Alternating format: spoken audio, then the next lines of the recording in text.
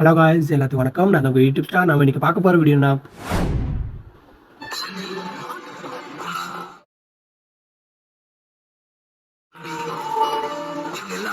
அந்த மாதிரியான வீடியோ எப்படி எடிட் பண்ணுறீங்க அப்படிங்கிறப்போ நம்ம இன்னைக்கு இந்த வீடியோவில் பார்க்க போகிறோம். ஓகேங்களா?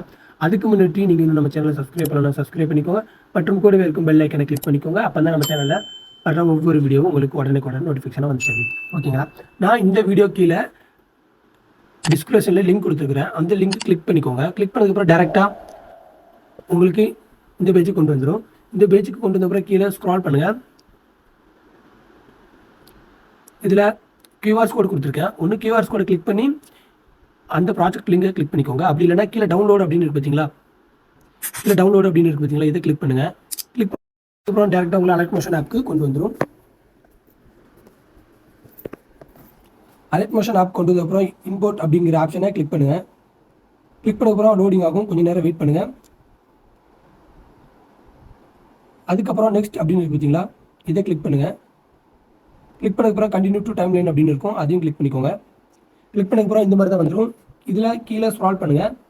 கீழே லாஸ்ட்டில் எஸ்டிஆரோட ஃபோட்டோ இருக்கும். அந்த ஃபோட்டோவை எப்படி சேஞ்ச் பண்ணுறதுன்னு நான் உங்களுக்கு சொல்கிறேன். இதில் அந்த எஸ்டிஆர் ஃபோட்டோவை கிளிக் பண்ணுங்கள். கிளிக் பண்ண அப்புறம் கலர் ஃபில் அப்படின்னு இருக்கு பார்த்தீங்களா? இதை கிளிக் பண்ணுங்கள். கிளிக் பண்ணதுக்கப்புறம் இது ஸ்டார் ஃபோட்டோ இருக்கு பார்த்தீங்களா? இதை கிளிக் பண்ணுங்கள். நீங்கள் எந்த ஃபோட்டோவை சேஞ்ச் பண்ண போகிறீங்களோ அந்த ஃபோட்டோவை பேக்ரவுண்ட் ரிமூவ் பண்ணி வச்சுக்கோங்க. நான் ஆல்ரெடி என்னோட ஃபோட்டோ பேக்ரவுண்ட் ரிமூவ் பண்ணி தான் வச்சுருக்கேன். நான் இப்போ என்னோட இந்த ஃபோட்டோவை சூஸ் பண்ணியிருக்கேன். இந்த ஃபோட்டோவை சூஸ் பண்ணதுக்கப்புறம் மேலே ப்ளஸ் ஐக்கன் இருக்கு பார்த்தீங்களா? இந்த ப்ளஸ் ஐக்கனை கிளிக் பண்ணுங்கள். இந்த இடத்துல அந்த ஃபோட்டோ வந்துடும். நீங்கள் இப்போ என்ன பண்ணணும்னா ஃபோட்டோ கரெக்டாக உங்களுக்கு எந்த இடத்துல வேணுமோ அந்த இடத்துல நல்லா ஜூம் பண்ணி கரெக்டாக செட் பண்ணிக்கோங்க. உங்களோட ஃபோட்டோ கரெக்டாக இல்லைனா இதில் ஃபிட் அப்படின்னு இருக்கு பார்த்தீங்களா? இதை கிளிக் பண்ணுங்கள். கரெக்டாக வந்துடும். கரெக்டாக உங்களுக்கு எந்த இடத்துல வேணுமோ அந்த இடத்துல கரெக்டாக செட் பண்ணிக்கோங்க. அதுக்கப்புறம் பேக் வந்துக்கோங்க. பேக் வந்ததுக்கப்புறம் இதில் எஸ்டிஆர் அப்படின்னு நேம் இருக்குது பார்த்தீங்களா? இதில் நீங்கள் யார் ஃபோட்டோ வைக்கிறீங்களோ அவங்களோட ஃபோட்டோவை நேம் சேஞ்ச் பண்ணிக்கோங்க. அந்த இதை கிளிக் பண்ணிவிட்டு இதில் எடிட் டெக்ஸ்ட் அப்படின்னு பார்த்தீங்களா? இதை கிளிக் பண்ணுங்கள். கிளிக் பண்ணதுக்கப்புறம் நான் இப்போ இதில் என்னோட நேம் டைப் பண்ணுறேன்.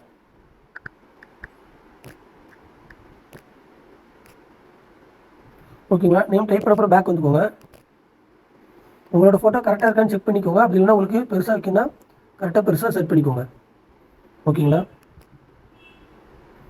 அதுக்கப்புறம் இந்த டைமில் என்ன லைட்டாக மூவ் பண்ணுங்கள். அடுத்த ஃபோட்டோ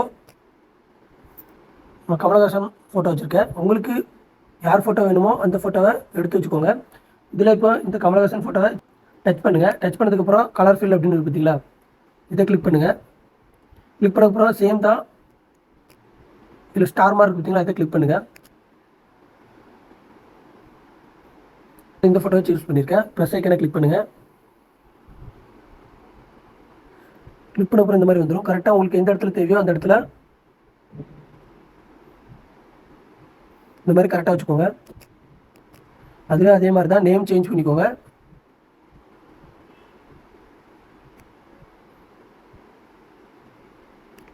நேம் வந்து கரெக்டாக டைப் பண்ணிக்கோங்க.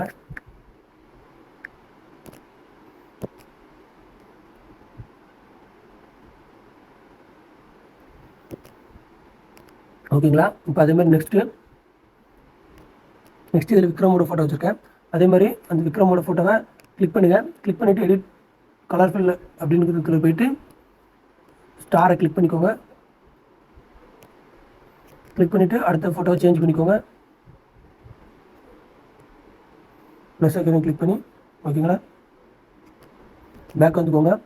நேமையும் அதே மாதிரி டெக்ஸ்ட்டுக்குள்ளே போயிட்டு எடிட் டெக்ஸ்ட்டுக்குள்ளே போயிட்டு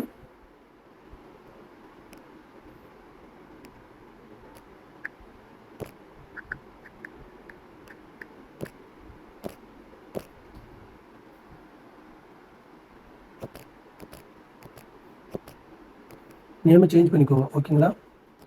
இப்போது வீடியோ ஃபுல்லாக பார்க்கலாம்.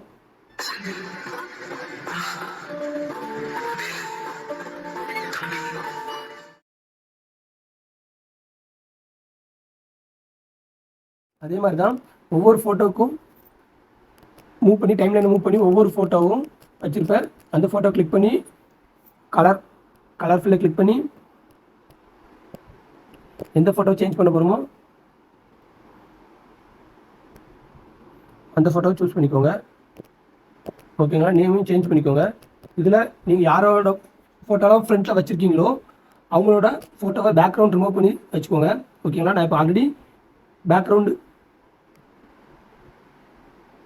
ரிமூவ் பண்ணி ஆல்ரெடி செட் பண்ண ஃபோட்டோவே கிளிக் பண்ணுறேன்.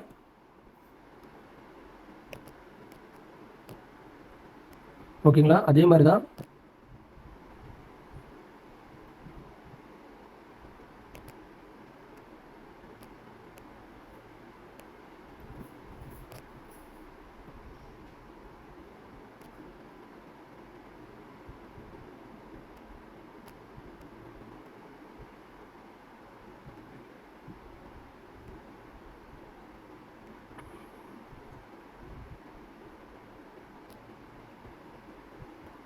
ஃபோட்டோவை எந்த ஃபோட்டோவை இதில் வைக்க போகிறீங்களோ அந்த ஃபோட்டோ வந்து நல்லா ஃபுல் சைஸாக வச்சுக்கோங்க. அப்போ தான் கரெக்டாக இருக்கும்.